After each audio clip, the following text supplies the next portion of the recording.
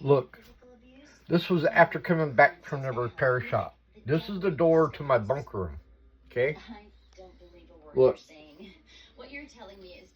I don't even have to open up anything to grab a door handle. I just can go right here and bam, it opens because it doesn't shut. And then Forrest River said, oh, you didn't check for all the screws and all their hinges? Look, there's only one screw. Look, only one. Once again, only one. And then you get down here, only one.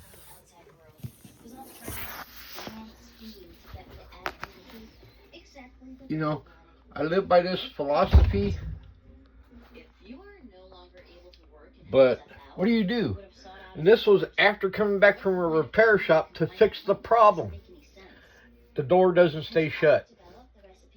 So I have to fix it because they can't.